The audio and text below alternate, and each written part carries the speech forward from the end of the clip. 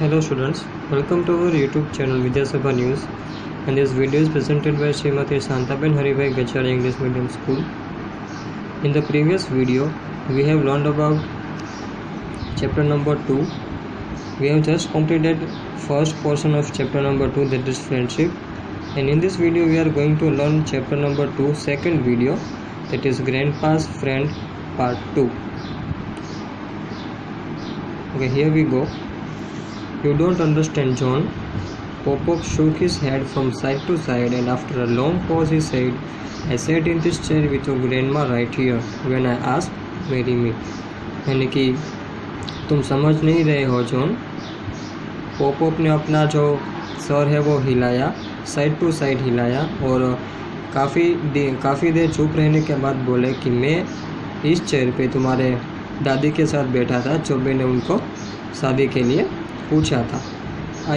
It was so long ago, but when I sit in this chair and close my eyes, I feel she is near. और वो काफ़ी सालों पहले की बात है, पर जब भी मैं इस चेयर पे बैठता हूँ तो मुझे वो सारे दिन यानी कि तुम्हारे ग्रैंडपा याद आती है. The old man passed his hand gently along the arm of the chair.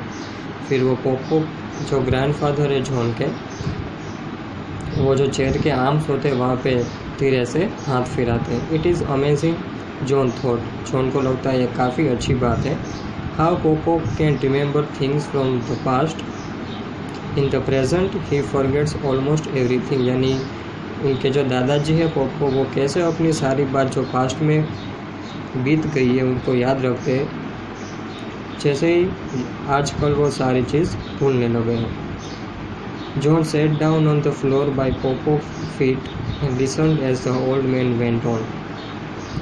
फिर जॉन है वो फ्लोर पे बैठ जाता है पॉप यानी कि उनके जो दादाजी है उनके पैर के पास.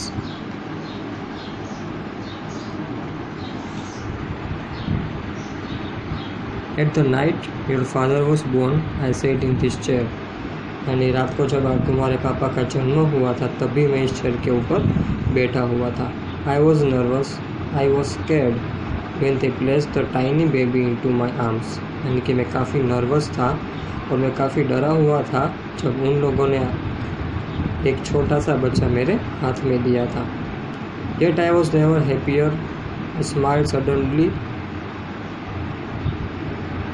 lit his old face.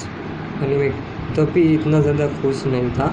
फिर धीरे से उनके चेहरे पर जो स्माइल है वो चली जाती है. I think I'm beginning to understand, John said thoughtfully. यानी जॉन है उनको दादा को बोलता है कि यहाँ अभी थोड़ा थोड़ा मैं समझने लगा हूँ. Many years later, Pop-Pop's voice broke and he paused a moment before the continued. काफ़ी सालों बाद ऐसा बोलते ही पॉप-पॉप है वो बोलना रोक देते हैं और फिर धीरे धीरे चालू करते हैं. I sat in this chair when the doctor called and told me that your grandma was ill. मैं तभी यही चेयर पे बैठा था जब डॉक्टर आए और मुझे बोला कि आपकी जो वाइफ है वो बीमार है. I was lost without her, but the chair gave me comfort and warmth. यानी वो मुझे बताए बिना ही छोड़ गई, यानी इस दुनिया को छोड़ गई, तो तब भी ये जो चेयर है वो मुझे काफ़ी कंफर्ट और वार्मथ देती है. The old man's sadness seemed to grow as he recalled the unfortunate death. फिर जैसे ही वो अपने पोते को ये सारी बातें बताता है तो धीरे धीरे सैड हो जाता है. I am sorry, Pop-Pop. John looked at his grandfather and said. फिर जॉन है वो अपने ग्रैंडफादर को सॉरी बोलता है and said, I do see now, this is not such only old chair. This chair is more like your friend. फिर वो बोलता है कि आई एम सॉरी, आपके लिए ये खाली चेयर ही नहीं है, ये आपके लिए आपकी दोस्त यानी कि फ्रेंड है.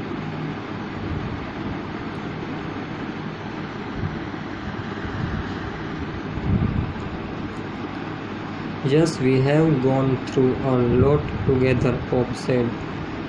फिर पॉप यानी कि उनके ग्रैंडफादर है वो बोलते हैं हाँ कि हमने इस चेयर पे बैठे काफ़ी सारी चीज़ें देखी हैं. That night, however, when John and Popov were asleep, John's mom, dad carried the chair through the footpath. फिर उसी रात को जब जॉन और पॉपअप सो रहे थे, तब जॉन के मॉम और डैड ने ये चेयर उठा के फुटपाथ पे रख दी.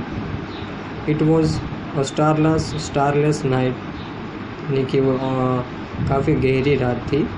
तो spring had set in, snow fell silently from the back sky and covered popups chair with a blanket of white. क्योंकि वहाँ पे स्नो गिर रही थी, तो पूरी रात फुटपाथ पे रहते वक्त वो जो चेयर है वो एकदम स्नो से भर गई थी और वाइट दिख रही थी. The next morning when John come down stairs, यानी कि नेक्स्ट मॉर्निंग जब जॉन है वो अपने कमरे से उतर के नीचे आता है, popup stood by the window and looked outside. Popup है वो विंडो के नज़दीक खड़े रहते हैं और बाहर झांकते हैं. A tear rolled down his hollow cheek. John followed the old man's gaze and froze. यानी जो पॉपअप है वो यहाँ पे रो रहे थे और उसके चीक पे से आंसू बह रहे थे. Snow covered the chair stood on the footpath out of the house. यानी कि हाउस के बाहर का जो फुटपाथ है वहाँ पे स्नो एकदम वाइट चादर में लिपटी हुई थी. It shocked John, he ran outside. John को अच्छा नहीं लगा और वो बाहर चला गया. Wait, don't take the chair, he shouted, waving both arms in the air as he rushed to stop men from taking the chair up.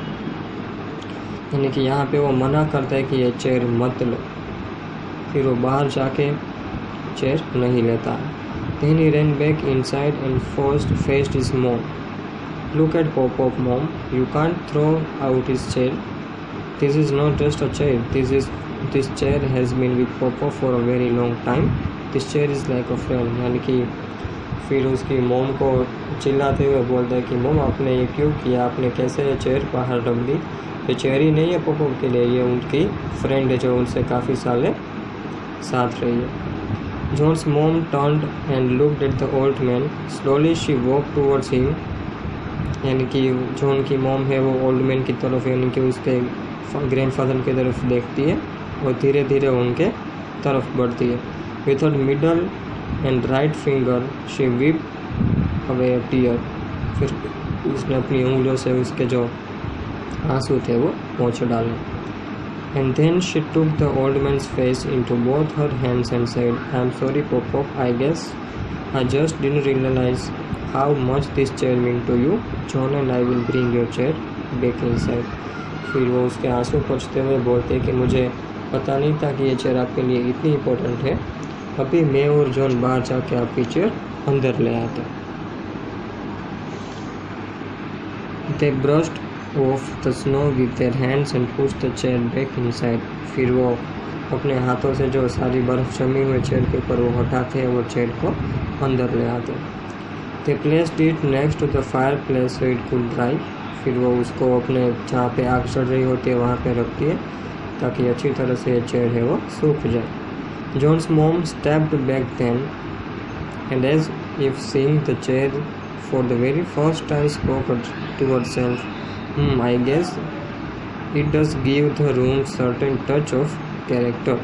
And John and Pop-Up wholeheartedly agreed that the living room would be rather dull without his old chair. फिर उनको लगता है कि हाँ, ये chair हो एक colour एक रूम को काफ़ी अच्छा टेक्सचर यानी कैरेक्टर देती है, और ये जो हमारा रूम है वो चेयर के बिना अधूरा. So we end off here. Activity number 5 is we have to give the answers of following questions. Then who said to whom. Then activity number 6, 7, 8 that you have to do it in your classroom. Activity 9 is based the poem regarding friendship that you have to do at your classroom. Activity number 10 you have given a table and regarding the situation of life you have to fill in the 2 tables.